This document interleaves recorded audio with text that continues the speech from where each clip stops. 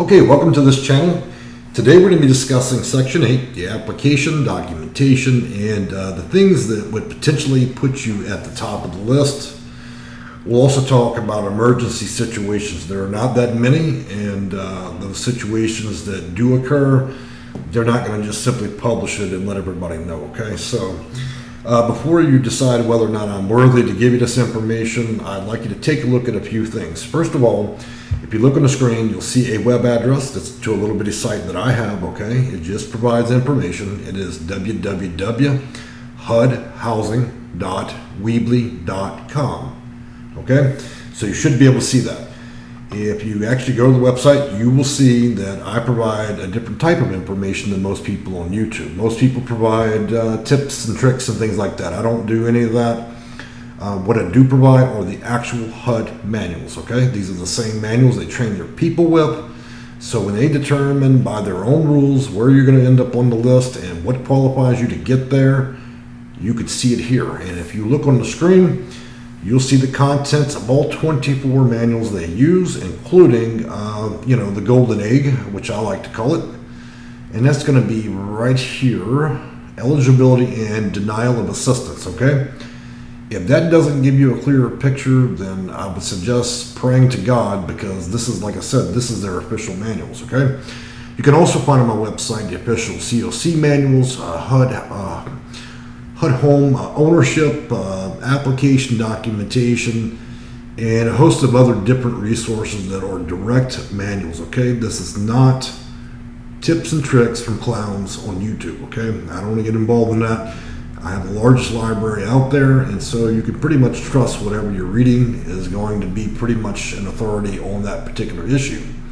All right, let's move on to what you're actually looking for, okay? So you can follow along either on my screen, or you can actually go to the website, and if you want to review it later, the application documentation. So for the intended purposes, we're not going to go through the whole program and all the different links to the HUD manuals. What we're going to do is just focus on the documentation and particular reasons why you would be able to get an emergency Section 8 housing, okay? So I'm going to switch over to my PDF or my Word file, I'm sorry. Let's go over some basics so we have a good understanding. First of all, this list doesn't just help you with Section 8. If you're out there, whether you're low income, you're homeless, or you're applying for just about any resource out there that has to do with getting it for free, okay, through the government, city, or state, you'd want to follow these guidelines, okay? Look, I spent 10 years out on the street homeless, okay? I worked all the way up from the sidewalk, all the way into programs and shelters, all the way through that through HUD, okay? And all the way into my own home, okay? And, I crossed 20 states, lived in 7 different cities, and went through this process over and over and over. There's not many people that know it as well as I do. Well, that being said, we'll move on, okay? Look, it's hard to get things done if you don't have a state ID, and it needs to be current, okay? So this should be number 1 on your list. If you want to find out how to get your identification for free, have an organization pay for that, all you have to do is do a search through my videos, you'll find that. Second up, you're going to need a Social Security card, obviously. Whenever possible, get a birth certificate or have that available. If you don't have that, again, in my videos, you will find every state has a program that will pay to get your birth certificate. It doesn't matter if you live in California and you were born in Baton Rouge, Louisiana, okay? It doesn't matter. They can still order these things for you and pay for it in its entirety. That takes about 2 weeks. Income, okay? So if you're homeless, you don't have any income. You have really nothing to prove. But in most cases, to be safe, every state offers an opportunity to get an income verification, okay? In Texas, it's done through the Texas Workforce Solutions. In other states, it may be through the food stamp office or the work commissions that they have there. A simple Google search for income verification will show you where to go, and all they're going to ask you for is your driver's license and social security number, and it's free. They'll print it out, and it'll give pretty much a current printout of whatever you're receiving, okay, whether it's work or social security, whatever. What that document is a very powerful document, because once you have that in your hands, you can apply for practically everything, okay? If you don't want to go that route, you can always drop in at any IRS location. The best ones usually are downtown. They're usually pretty empty. There's never a line of people waiting to go in the IRS. out of all the things on the planet you could probably have to deal with, including the Social Security Administration, the IRS is usually always the emptiest building you'll ever find, okay? People don't like going there. You can happily go in, it's very fast, and they'll print out, your last W-2 or whatever that you need there, okay? And that is a proof of income. Outside of that, if you have anything else that you're in possession of, including your own tax records, that's always is a good thing. All right, let's move on. So, paycheck stubs, the more the merrier, okay? A couple of weeks, couple of months, whatever you can get your hands on. If you're direct deposit, then just print out your direct deposit. If it's Social Security, SSI, survivor benefits, anything from anybody that's paying you some type of benefit or income, you want to print it out. Look, if you don't want to go that direction, just swing by your bank and say, look, I don't want 900 pages printed out. Just give me a printout of everything. Just give me a printout of all the totals for the year. So give me, January to December with just how much money ran through the account, and that should be sufficient, okay? If you're old school and you got bank statements, bring them with you. Like I said, you'll be carrying around your little filing cabinet. With the bank statement stuff, they really want to look at quarterly or a half a year or a whole year. So if you have the stuff, it's going to make your life a lot easier. Gather all your bills, okay? A lot of people think that only proves that you're making a lot of money. No, that's not really why they're asking you for that stuff. When you're providing your rent, your utilities, your phone, your internet, your car payments, and every other imaginable cost for your children, your kids, and your pets, and everything else, what that does is it lowers your liabilities, okay? Which means that despite the fact that you're probably making an okay income, because of all your bills, you're pretty much considered low income at this point, okay? So every single bill that you can prove on a consistent basis and have that in your little filing cabinet, in your purse, in your wallet, or your bag, or whatever, having that stuff, man, really speeds up the operation. Medical bills, get them all, okay? Medical bills are a dual-edged sword. By having those with you, not only are you able to prove disabilities, you can prove that you have other conditions that, which should exclude you from having to work and different things like that. And then also the obvious cost of those medical bills. A single medical bill could make you low income, okay? You got a $15,000 bill from a kidney stone you had to go get it taken out, then that would probably throw you all the way down into the low percentage of being low income. So yeah, collect up any paper you got. Now look, if you don't have the paper version, that's fine. You sit with the worker and then you show them on your phone, or you ask them to pull it up on their own computer if they want to log in. I doubt they'll do that, but you can show them on your own phone and then figure out a way to print it out from there. So if you have access to your medical records or you want to request them, it's always a good early start on that. What you're looking for is the actual diagnosis that you have. You can always stop by your doctor's office or any other place that has a diagnosis for any single thing that you can dream up that is a medical problem or a mental problem and get it printed out. Typically, medical records are around for about 7 years, and anything over 7 years, you probably won't find to have to shred the records, okay? Homeless letter. Anybody can walk in off the street into any homeless shelter, anywhere in any city, virtually just say that they're homeless, and then they'll sign a letter, okay? There's no other proof required. It's just on goodwill that it's done. A lot of people print out homeless letters and then have their friends sign them. I'm not telling you to be unethical, but with that homeless letter, you're going to give yourself a lot of access to a lot of resources that you normally wouldn't have access to doing it the normal way. So you decide what you want to do, okay? Gather up all your award letters. These award letters are probably the most powerful things that you can use besides your income verification.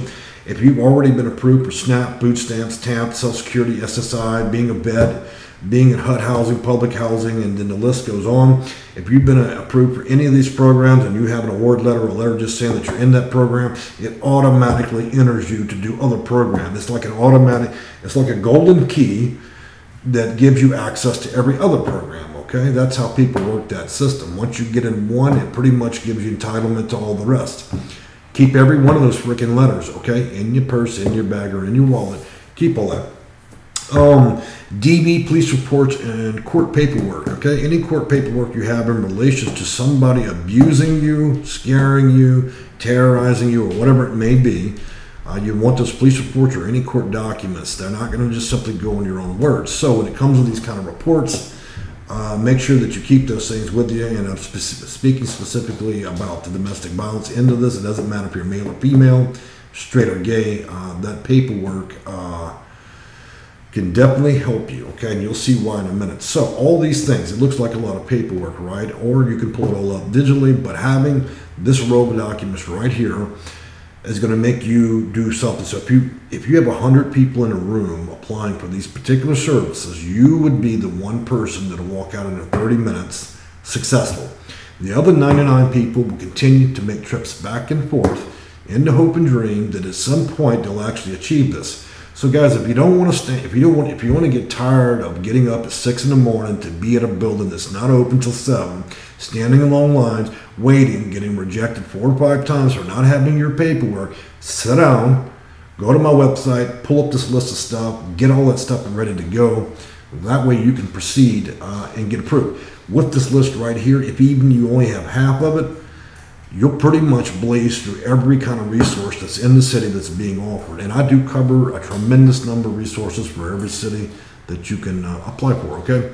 Let's move on to what you're actually looking for. This is going to be for Section 8, okay? Besides all the manuals that you can read, we don't need to go into that, but what we're going to do is look at what they don't want to tell you, okay? A determination of who is going to be part of the household, okay?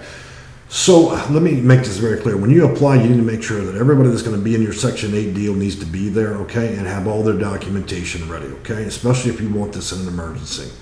To ensure a member of the desired household meets any HUD mandated criteria or denial.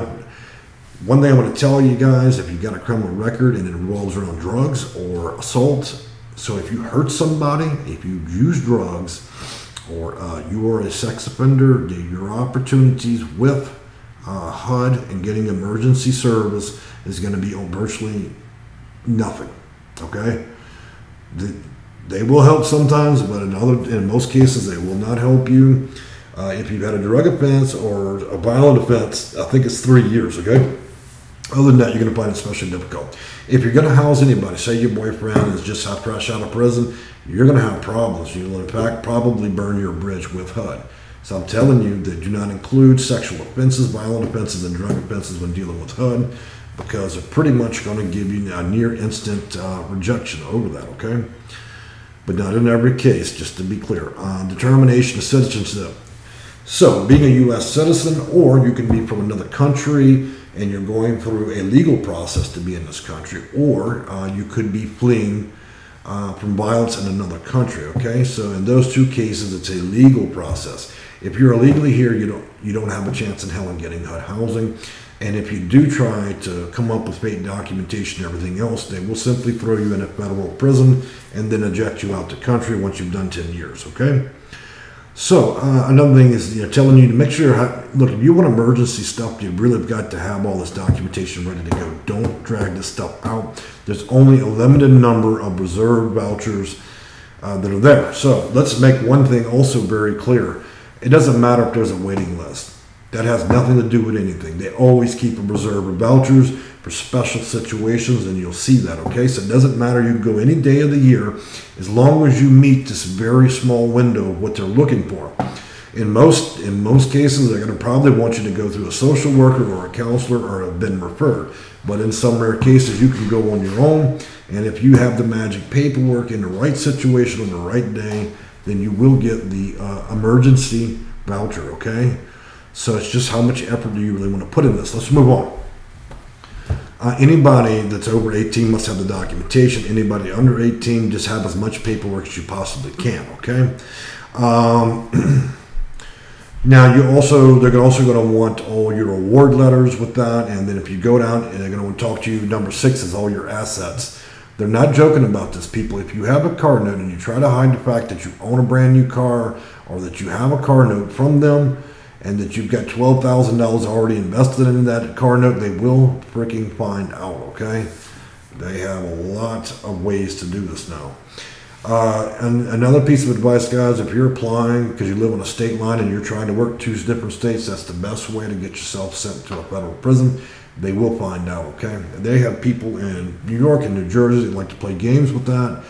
In the next 2 years, they'll be connecting all of this to the HMIS, and when they do, there's going to be a slew of people catching the bus to the prison system, okay? The game is over. If you're already in there and you've housed your entire family playing this game, then I'm going to tell you right now, Every year you play that game is every year you're going to do in prison. I'm just letting you know that they're closing the loophole of these generational people that cheat the system. All right, moving on. Number 7, child care costs. Look, everything about having a kid costs money, okay, other than just loving them, okay? So every cost that they're incurring on you or your bank or any receipts that you have, any kind of proof or evidence, bring that with you, no matter how minor it is, okay? That is a deduction. Think of a child as a tax deduction, even when you deal with Section 8, okay? Everything that they're costing you, including their health care, their expenses, if you got to have people babysit them, bring all that, okay? Moving up, medical expenses. Now you're starting to see this list does resemble the beginning list, okay? But there are some nuances to it. So all your medical bills, okay? Disability, you really need to make sure that you're going out to all the professionals you're dealing with whenever it comes in regards to medical, mental, and drug problems. If it's a drug problem, go to your counselors. I don't mean an AA person signing, they don't give a shit about that. You need to go and make sure that you're dealing with a social worker, counselor, a therapist, psychotherapist, any qualified professional that's been to college and has that royal letters behind their name saying they're one or the other. It doesn't necessarily have to be a medical doctor, but it must be a professional in their field, okay? So they want just simple documentation on that, or you can get a form and they'll let you go out and let you get that signed for, okay? Finally, once you gather all these type of documents with it, and then of course the case that you're trying to prove, and if you've not been referred, then you have a lot of proving to do. So you'll need to talk to them about your entire situation, and if your situation meets that special criteria, then they'll move forward with processing you, okay? Look, this is not going to be an instant where they go over to a printer and print out a voucher for you and let you on your way. There's still a process to it. So say you go there, waiting list is closed, but you do get approved for special purposes. It could still be a week or two. So the last thing I want to tell you guys, your best opportunity to get this is when you have a serious disability, okay? If you are in a very situation with domestic violence, have been beaten badly, there's a lot of situations with that. If you are an elderly person that has serious medical problems, okay, the kind of problems that I would say that you couldn't deal without say you got dementia, or you have breathing problems that require medical equipment all the time, if you have MS, MD, so muscular dystrophy and other serious elements that require having a person that needs to take care of you, these are the kind of issues you're looking at, okay? What they're not, you would be wasting your time if you went up there and just said, you know what, I've got a drinking problem, I'd like a voucher today, okay? Don't make yourself look like an asshole. Don't do that. The other thing is, I understand that people are bipolar. That just does not meet the high enough criteria for them to crack open those secret vouchers and give them to you, okay? So I'm going to check the time real quick, make sure we're not running over. And we're at 18 minutes. So I'm going to go ahead and close this out. I think that's fair enough explanation for you to be able to get out there, and it's worth a try to go out and try to get your emergency voucher. This is as good as information you're ever going to get, and if you want to read the entirety of all their manuals, it's obviously on the website. Thank you for your time and have a great day.